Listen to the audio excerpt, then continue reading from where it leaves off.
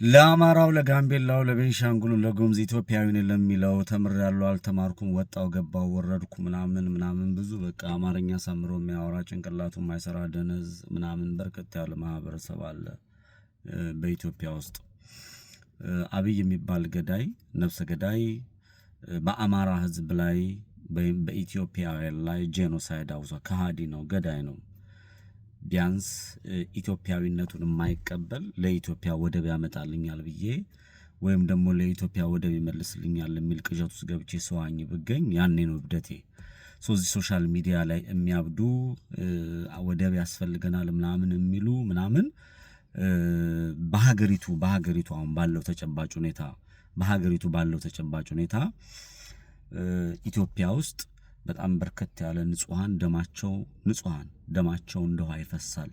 በማንነታቸው ተመርጠው የመጡበት ተመርጠው የኢትዮጵያ ኦርቶዶክስ ቤተክርስቲያን እምነት ተከታይ የሆኑት በሁሉም የቤንሻንጉል የጉራጌ የጋምቤላ የትግሬ የምናምን ሳይባል የኢትዮጵያ ኦርቶዶክስ እምነት ተከታይ ከሆንክ በየትኛውም አካባቢ ትጨፈጨፋለህ፣ ትገደላለህ፣ ታረዳለህ። ሙስሊም ሆነ ደግሞ የአማራ ብሔረሰብ ተወላጅ ከሆን ትገደላለህ። አማራ በየትኛውም አቅራቢያ መኖር አይችልም፣ በየትኛውም አቅጣጫ በኢትዮጵያ መኖር አይችልም። ኢትዮጵያዊ ነኝ፣ ፍትሃዊ አስተሳሰብ ያላቸው ቀና ልብ ያላቸው ኢትዮጵያዊነትን የሚሰብኩ በጣም በርከት ያሉ ዜጎቻችንን ወደ አፈቀራቅናል። ሰው ገለናል፣ ጨፍጭፈናል፣ አርደናል፣ ሰው አጥፍተናል በዛች ምድር ላይ ማለት ነው። እንደው ትንሽ ህሊና ያለው ሰውና አስተዋይ ሰው ማስተዋል የሚችል ሰው ምን ማድረግ ይኖርበታል መሰላችሁ? የሐሳብ ጉዳይ የጊዜ የሚፈታውና የሰው ልጅ በህይወት ሲኖር በልማቱ መሻገር ሲችል አስተሳሰቡና ሐሳቡ ሲሟላለት የሚስተካከል ነው ብዬ አስባለሁ። እንዴ ህፃን ልጅ ይጨፈጨፋል፣ ትላልቆች ይጨፈጨፋሉ፣ ብዙ ሰዎች እየወደቁ እየሞቱ እየተገደሉ በርከት ያሉት በእስር ቤት እየማቀቁ ኢትዮጵያን እንወዳለን የሚሉትን እየገደሉ ወደ አፈር ውስጥ እየጨመሩ እኔ ይሄንን የሚያደርግ መንግስት የገዛ ዜጋውን በየአቅጣጫው በድሮን የሚቀጠቅጥ መንግስት የገዛ ዜጋውን በየአቅጣጫው ወደ አፈር የሚጨምር መንግስት ተብሎ የተቀመጠ ጄኖሳይደር በተለይ አማራ ላይ ጄኖሳይድ አውዶ የአማራን ህዝብ በድሮን አፈር ከድሜ የሚያበላ እናንተ ፋኖ ናችሁ የአማራ ህዝብ ነፍጠኛውን ሰበር ነው ቆረጥ ነው የሚል እጅግ በጣም በተስፋዬ ገብረእባብ መጽሐፍ በኤርትራዊ ተስፋዬ ገብረእባብ መጽሐፍ ያበደ በነመለስ ዜናዊ ድርሰት የናወዘ ትውልድ ያለበት እንደ ኢትዮጵያን በአንድነት ማናወራበት አዲስ አበባ ኬኛ ድሬዳዋ ኬኛ የሚቆማችሁበት ኬኛ ህንጻው ኬኛ ፎቁ ኬኛ ሚል ምንም ከተማነት ስነ ልቦና የሌለው ከገጠር ፈልሰው የመጡ የተወሰኑ ግለሰቦች እቺን ሀገር ለመቆጣጠር እየዳዱ ባሉበት ሰዓት እኔ ህሊና ያለው በተለይ እኔ አማራ ነኝ የሚል በዚህ ሰዓት ስንት የቤት ስራ አለ፣ ስንት የምንሰራው የምናስተካክለው ነገር አለ፣ ስንት የቤት ስራዎች አሉብን፣ ስንት ውጣ ወረዶች አሉብን፣ ስንት የዛን ህዝብ መከራ የምንመልሰው አለ። ወደ ኋላ የተጎተትንበት 30 እና 40 ዓመት የተጎተትንበት መሬቱን የጦርነት ቀጠና አድርጎ ሲጨፈጭፎ የነበረው ህዝብ የምንክስበት ብዙ የቤት ስራ አለን። ስለ ሐሳብ እየተከራከርን ሐሳብ ይመለስልን አይመለስልን የሚል የተደናቆረ የፖለቲካ አካሄድ የአማራን ህዝብ የሚመጥን አይደለም። ብዙ የፖለቲካ ታክቲኮችና የፖለቲካ ስሌቶች ይመጣሉ። ለምሳሌ የአማራን ፖለቲካ የአማራ ህዝብ አሟችሁ ህመሙት አማችሁ በእውነት ለዚህ ህዝብ የምታስቡ ከሆነ የዚህ ህዝብ የሚያማችሁ አማራዎች ካላችሁ የሚመጡ በርከት ያሉ አጀንዳዎች አሉ።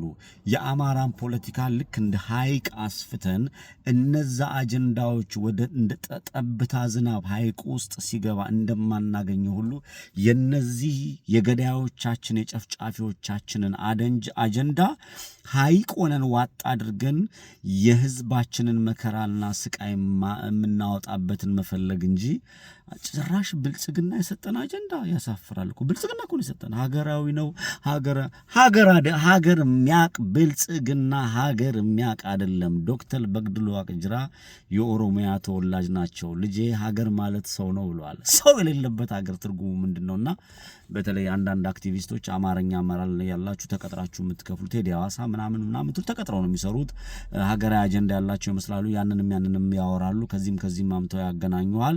ያ ማለት ሀገራዊ አጀንዳ ስላላቸው ሳይሆን ይሄን ማለት አለባችሁ ተብለው ከኋላ የሚከፍላቸውና ያንን ካልሰሩ ስለማይከፈላቸው ሀገር ምናቸው ማለት ለነሱ ያንተ ሀገር ማለት ስለ ሀገር የሚመለከታቸው አክቲቪስቶች ካሉ የሰው ልጅ ሰብአዊ መብት መከበር መቻል አለበት። መጀመሪያ የሰው ልጅ ሰብአዊ መብት ሲከበር ነው ሀገር የሚለው። ስለዚህ ወይም ደግሞ የሚመቱት ሰዎች ይኑሩና እኛ ይሄ ስለ ሌክጀሪ ላይፍ ወይም ደግሞ ይሄ መምጣት አለበት ይሄ ምን አለበት የሚለውን የሚያስብ ሄዶ መሞት መቻል አለበት። የሰብአዊ ላይ የማያስብ ሰብአዊነት የሌለው እንዴት ስለ ሰው ልጅ አስቦ እንዴት ስለ ወደፊቱ ያስባል? ስለዚህ ገዳይ፣ ጨፍጫፊ፣ አራጅ በኦሮሚያ ክልል፣ በአማራ ክልል፣ በጋምቤላ፣ በቤንሻንጉል በተለያየ ቦታ ወገኖቻችሁ እንደ ከብት እየተረዱ የክርስትና እምነት ተከታዮች እየተረሸኑ ባለበት ሰዓት ኤርትራ ጋር ሄደ የወደብ ጉዳይ ምናምን የምትልበት ወቅቱ አይደለም። ወቅቱና ጊዜው ሲሆን የምናነሳ ይሆናል። አሁን ግን መጀመሪያ እንኑር፣ ለመኖር እንጀምር፣ መኖሪያችንን እናመቻች፣ ህይወታችን እንዴት ነው የሚኖረው ይሄን ነው እንደሚቀጥለው የሚለው ላይ እንመልከት።